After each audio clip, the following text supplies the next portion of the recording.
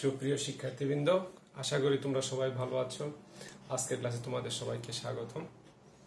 আজকের ক্লাসে আমি তোমাদেরকে মহাকর্ষ ও বিকর্ষ অধ্যায়ের পৃথিবীর মুক্তি ব্যাগ সম্পর্কে তোমাদের সাথে আলোচনা করব। তো মুক্তি ব্যাগ কি আসলে? তো তোমরা এমনি জানো যে কোনো বস্তুকে আমরা যদি পৃথিবীর বাইরে নিক্ষেপ করে দেই, ছুঁড়ে মারি, অর্থাৎ এখান থেকে আমি যদি হাতে কোনো বস্তুকে উপরের দিকে নিক্ষেপ করি, তাহলে সেই বস্তুটা কিছুক্ষণ পর আমাদের হাতে ফিরে আসে। তাহলে মুক্তি ব্যাগ বলতে কি বোঝায়? বলছে পৃথিবীর পৃষ্ঠ থেকে সর্বনিম্ন যে ব্যাগে কোনো বস্তুকে নিক্ষেপ করলে, খাড়া উপরের দিকে নিক্ষেপ করলে বস্তুটা আর পৃথিবীতে ফিরে আসে না। আমি আবার বলি, দেখো যে পৃথিবীর পৃষ্ঠ থেকে সর্বনিম্ন যে ব্যাগে কোনো বস্তুকে খাড়া উপরের দিকে নিক্ষেপ করলে বস্তুটা আর পৃথিবীতে ফিরে আসে না, সেই সর্বনিম্ন ব্যাগটাকে কি বলা হয়? মুক্তি ব্যাগ। অর্থাৎ তার থেকে বেশি ব্যাগ দিলে বস্তু মুক্তি ব্যাগে যাবে, অর্থাৎ পৃথিবীর বিকর্ষ স্তরের বাইরে চলে যাবে, পৃথিবীতে আর বস্তুটা ফিরে আসবে না। সেই ব্যাগটার নাম কি হচ্ছে? মুক্তি ব্যাগ। তো এই মুক্তি ব্যাগের সমীকরণটা আমরা আজকে দেখব। তো মুক্তি ব্যাগ কি বললাম। এখন দেখো, মনে করো এটা হচ্ছে কি অ্যাম্বরের পৃথিবী। তো পৃথিবীর বাহিরে কোথাও পৃথিবীর পৃষ্ঠ থেকে মনে করো আর দূরত্বে কোনো একটা বিন্দুতে, অর্থাৎ পৃথিবীর কেন্দ্র থেকে আর দূরত্বে অ্যাম্বরের একটা বস্তু আছে। আমরা এই বস্তুটাকে পৃথিবীর মহাকর্ষ আকর্ষণের বাহিরে নিয়ে যাব। কত দূরত্বে? তাহলে অসীম দূরত্ব থেকে। তাহলে কোথা থেকে? এটা হচ্ছে পৃথিবীর ব্যাসার্ধ কত? আর। পৃথিবীর ব্যাসার্ধ হচ্ছে আর।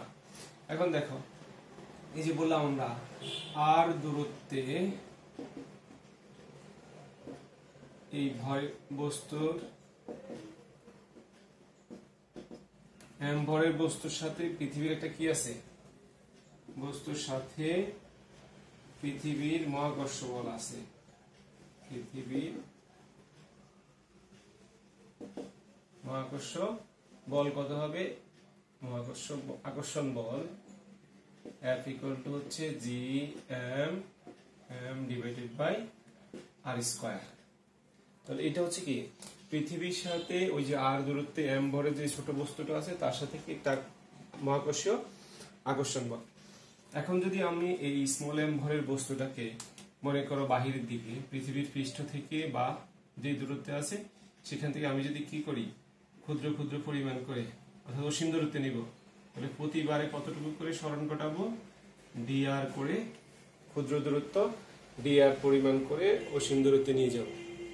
তাহলে দেখো, অতএব ক্ষুদ্র dr সরণে কাজ হবে না?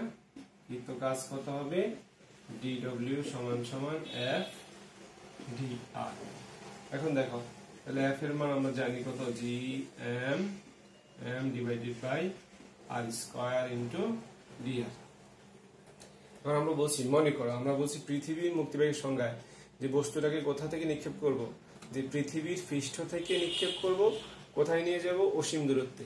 তাহলে আমি বলছি ক্ষুদ্র dr পরিমাণ, অর্থাৎ পৃথিবীর পৃষ্ঠ থেকে আমি যদি ক্ষুদ্র dr পরিমাণ সরণের জন্য তার কাজ পাই, তাহলে অসীম দূরত্বে নিতে আমাকে কি করতে হবে? সমাকলন করলেই আমি টোটাল কাজটা পেয়ে যাব।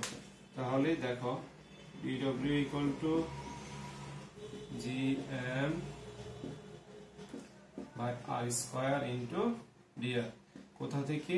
আর থেকে ইনফিনিটি দূরত্বে, অর্থাৎ পৃথিবীর পৃষ্ঠ থেকে অসীম দূরত্ব পর্যন্ত আমরা সমাকলন করব। অতএব কাজ কি হবে? w = Gm দেখো r⁻² + 1 ডিভাইডেড বাই আর থেকে ইনফিনিটি অসীম। এখন দেখো, তাহলে Gm কত থাকে? 1/r minus 1/r r to infinity. তাহলে বসাও Gm কত বসাবো? একবার ইনফিনিটি বসাবো, তাহলে -1/∞ প্লাস 1/r, কারণ এই মাইনাসের কারণে প্লাস হয়ে গেল। তাহলে এখন দেখো কৃত কাজ কত হবে এখানে? তাহলে এই সমীকরণ থেকে আমরা পাই w = হচ্ছে Gm ডিভাইডেড বাই আর। তাহলে কি হচ্ছে? দেখো, কোনো বস্তুকে আমরা যদি পৃথিবীর বাহিরে নিতে চাই তাহলে আমাকে কি করতে হবে? এই পরিমাণ কাজ করতে হবে। তাহলে এই পরিমাণ কাজ করতে হবে। তাহলে এই পরিমাণ কাজ বলতে আমরা কি, কোনো বস্তুকে যদি আমরা গতিশক্তি দিতে চাই তাহলে এই পরিমাণ কাজ মানে কি, এতটুকু কাজই কি হবে, গতিশক্তিতে রূপান্তরিত করতে হবে, অর্থাৎ এই পরিমাণ গতিশক্তি দিতে হবে। সুতরাং আমরা এটাকে লিখতে পারবো, অর্থাৎ এই W equal to G M M by R, যে কাজ আছে সেই কাজই হচ্ছে তার গতিশক্তি সমান হবে। সুতরাং আমরা এটাকে লিখতে পারবো এইভাবে, দেখো অতএব আমরা লিখতে পারি যে half M VP square equal to হচ্ছে জি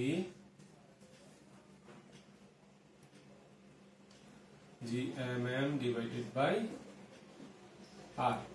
তাহলে এখান থেকে আমরা যদি ভিই বের করি, ভিই হচ্ছে কি স্কেপ ভেলোসিটি, মুক্তি ব্যয়, তাহলে এটাকে লেখা যায় VE equal to root over of 2gm by R.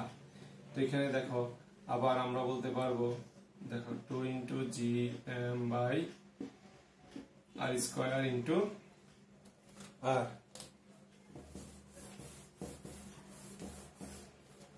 তাহলে ভি এর মান কত পাবো, root over of G into R, কারণ এই জিএম বাই আর স্কয়ারকে আমরা লিখতে পারি ছোট হাতের জি, এটা হচ্ছে কি অভিকর্ষজ ত্বরণ। তাহলে এখন আমরা দেখো যে 2gr অর্থাৎ রুট ওভার অফ 2 ইন্টু জি এর মান কত, এই সমীকরণ, এই দুইটা সমীকরণের সাহায্যে, এই সমীকরণ এবং এই সমীকরণের সাহায্যে আমরা জি এর মানটা হিসাব করতে পারবো। এখন জি এর মান কত, 9.8 মিটার পার সেকেন্ড স্কয়ার, আর এর মান হচ্ছে কত 6.38 ইন্টু 10 টু দি পাওয়ার 6। এটা 6.38, এটা বলা হয় পৃথিবীর গড় ব্যাসার্ধ। সুতরাং এখানে যদি বসাও এর মান আসে 200 এত মিটার পার সেকেন্ড, তার মানে কি 11.2 কিলোমিটার পার সেকেন্ড। অর্থাৎ তাহলে বুঝে গেল কি যে পৃথিবীর মুক্তিবেগ কত, মাত্র 11.2 কিলোমিটার পার সেকেন্ড। অর্থাৎ কোনো বস্তুকে তুমি যদি পৃথিবীর মহাকর্ষ আকর্ষণের বাহিরে পাঠাইতে চাও, অর্থাৎ কোনো বস্তু পৃথিবীতে আর ফিরে আসবে না, এই শর্ত যদি প্রয়োগ করতে চাও তাহলে বস্তুটাকে সর্বনিম্ন 11.2 কিলোমিটার পার সেকেন্ড বেগে নিক্ষেপ করতে হবে। তাহলে বস্তুটা কি হবে, পৃথিবীর মহাকর্ষ আকর্ষণের বাহিরে চলে যাবে। ঠিক আছে। আর কৃত্রিম উপগ্রহগুলোর ব্যাগ আমরা আগামী ক্লাসে দেখব। কৃত্রিম উপগ্রহগুলো যখন আমরা নিক্ষেপ করি, আমরা চাই যে কি কৃত্রিম উপগ্রহগুলো পৃথিবীকে কেন্দ্র করে একটা নির্দিষ্ট দূরত্বে ঘুরুক। এই জন্য কৃত্রিম উপগ্রহের ব্যাগ কিন্তু 11.2 হয় না, তার থেকে কম হয়, অর্থাৎ 7.91 কিলোমিটার পার সেকেন্ড হলে সেটা কৃত্রিম উপগ্রহ হয়। তখন কৃত্রিম উপগ্রহগুলো কি করে, পৃথিবীকে কেন্দ্র করে ঘুরতে থাকে। আর এটা হচ্ছে 11.2 হচ্ছে কি স্কেপ ভেলোসিটি, অর্থাৎ এই ব্যাগে নিক্ষেপ করলে বস্তুটা পৃথিবীর মহাকর্ষ আকর্ষণের বাইরে চলে যাবে। তো প্রিয় শিক্ষার্থীবৃন্দ, আশা করি তোমরা আজকের ক্লাসটা বুঝতে পেরেছো। তোমরা এই সম্পর্কিত গাণিতিক সমস্যাগুলো সমাধান করবে।